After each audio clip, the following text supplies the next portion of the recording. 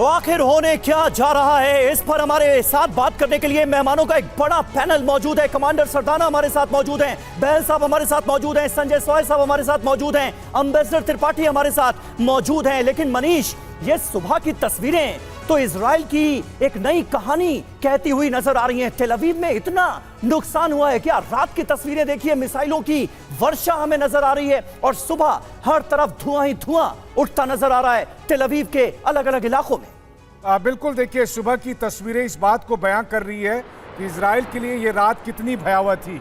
Israel के आसमान से जिस वक्त आग के गोले जैसे मिसाइल बरस रहे थे, हालांकि इजराइल की तरफ से यह दावा किया गया कि ज़्यादातर ईरानी बैलिस्टिक मिसाइलों को हमने इंटरसेप्ट कर दिया है, लेकिन अब चूंकि इजराइल में मौजूद बहुत से पत्रकार, सुरक्षा विशेषज्ञ भी कई अहम ठिकानों, खासकर के मोसाद हेडक्वार्टर हो या साउथ इजराइल में नेगेटिव एयरबेस, यहाँ पर ईरानी मिसाइलों के हिट करने के सबूत पेश कर रहे हैं। उससे लग रहा है कि तबाही काफ़ी हुई है।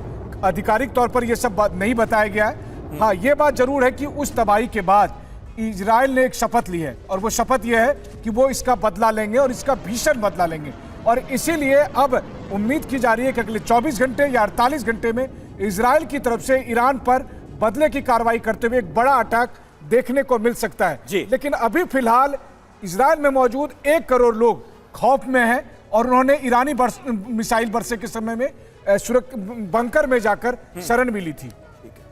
बिल्कुल, ये तस्वीरें हैं इजराइल की और इस वक्त इजराइल के लोगों के मन में भी यह दहशत है कि इस तरह के हमले अगर आगे होते हैं तो फिर क्या होगा। और देखिए, ईरानी हमले के बाद अमेरिका का एक्शन शुरू हो गया है और एक और विध्वंसक वॉरशिप मिडिल ईस्ट रवाना। Worship USS Harry middle east के लिए रवाना। जी हां, USS Abraham Lincoln middle east में पहले से ही तैनात है और ईरान के मिसाइल हमले के बाद यह बड़ा फैसला लिया गया है अमेरिका की तरफ से, यानी कि इजराइल को हर तरीके का समर्थन देने की जो बात कही जा रही थी उसको अब एक्शन में भी लाना शुरू कर दिया है अमेरिकन।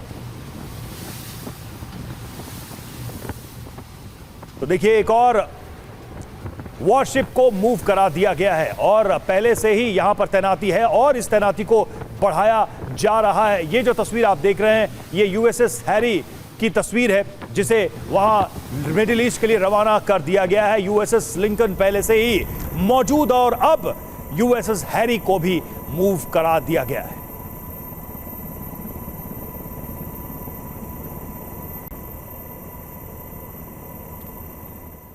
हमारे साथ हमारे तमाम मेहमान जुड़े हुए हैं। सरदाना सर, ये जो हम मूवमेंट देख रहे हैं, ये नेवल मूवमेंट है, ये सेना की मूवमेंट है, ये एयरक्राफ्ट कैरियर की मूवमेंट है, लेकिन इससे जो जो एडवांटेज, जो जो सपोर्ट इजराइल को मिल सकता है अगर ये इंटेंसिटी बढ़ती है, यानी कि हमले बढ़ेंगे ही, जैसा कि दावा किया जा रहा है, किस तरह के सपोर्ट की गुंजाइश यहां पर दिख रही है? इस डिप्लॉयमेंट से कितना मददगार साबित होगा ये सारे एयरक्राफ्ट कैरियर्स इजराइल के लिए?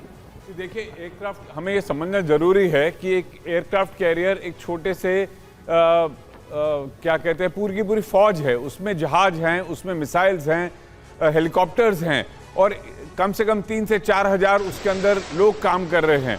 तो इतनी बड़ी सपोर्ट जो मूवेबल है, अपने आप को बचाव कर सकती है और अटैक कर सकती है, वो इजराइल के लिए बहुत ही फायदेमंद होगी इस समय। तो मुझे लगता है ये एक ईरान के लिए बहुत बड़ा खतरा पैदा करेगी और इजराइल को बहुत ज़्यादा सपोर्ट देगी इस समय।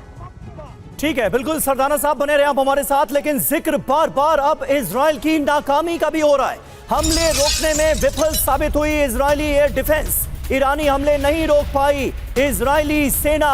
आखिर इजराइल का एयर डिफेंस सिस्टम कैसे नाकाम हो गया और ईरान इतने बड़े हमलों को अंजाम देने में कामयाब हो गया? ये वो बड़ा सवाल है जिसका जवाब ढूंढने की कवायद भी शुरू हो गई है इजराइल के अंदर। ईरानी हमले रोक नहीं पाया इजराइल।